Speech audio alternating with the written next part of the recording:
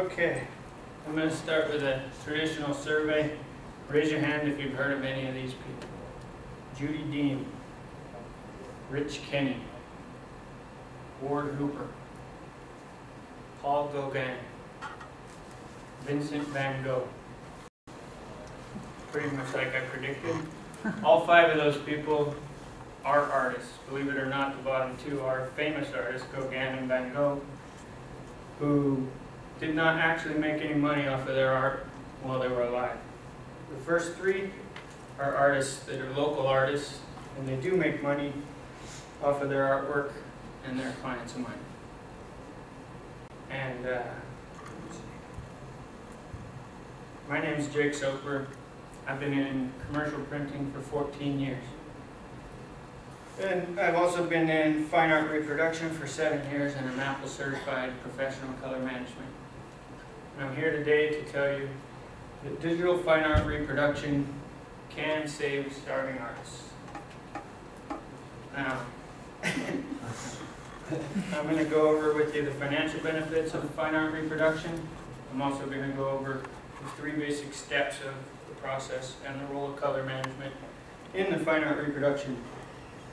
So let's start with the financial rationale. According to Hans Abing, who wrote Why Are Artists Poor? It's more of a recent trend that artists are actually poor. In the 19th century, there was a big switch between primary and secondary art markets. The primary art market being where the artist just sells the original and gets the money from the art. And that has changed, and now it's more in collection and resale. This is where all the money's made, and it kind of leaves the artist out of the loop. So today we can bring that money back to the artist with things like this. This is a small case study that says, so you're an artist, you have a piece that you're going to sell for a reasonable price of $250. Your material costs are $50. The time it takes you to produce it is 8 hours, that's $25 per hour. Or you can take that original, reproduce it, and sell a small run of 100 limited prints for only $25 each. Your total income can be $2,500, less your materials and the printing fees. Now you're making $265 an hour for your work put in. The choice is pretty simple. So now that we know that you can reproduce art and make it economical, I'll tell you about the steps of how you reproduce the art. According to FLAR, who's an independent agency that they're basically the most knowledgeable source of fine art reproduction in Giclée. There's 13 steps to artwork reproduction. I'm just going to simplify it down to 3 for you today. These are digitization, editing, and printing. The first step, digitization, is the capture. This is where you use a camera or a scanner.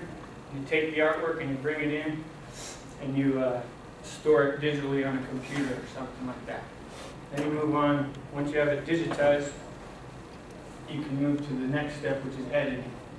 You open it up on your monitor, on your computer. You go through it and use a workflow application such as Adobe Photoshop. You can do color correction as well as cropping, editing, restoration. If it was a damaged original, you can restore it. Some of these pieces of artwork are pretty valuable and you don't want to lose them, so you want to make a long-term thing. So once you have it digitized, you can return it to the physical form, which is step 3, printing. And we'll go back. The most common form of printing is Giclée, which is actually pronounced Ziclée. It comes from a French word that was coined in 1991 by Jacques Dugan. It means basically squirt or spit, and it refers to the inkjet process because the inkjet actually sprays the paper down. And it's very important in the printing process to choose the media properly.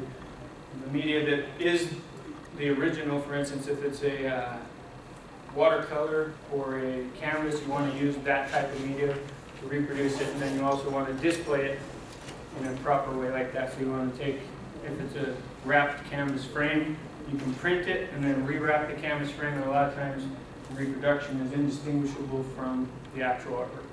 And the fourth and final component is color management. Color management is huge and it's very difficult to go over, so I'm just going to give you the basics of it. It's basically a what you see is what you get formula. And the way it works is like this. You have to deal with the physical limitations of color.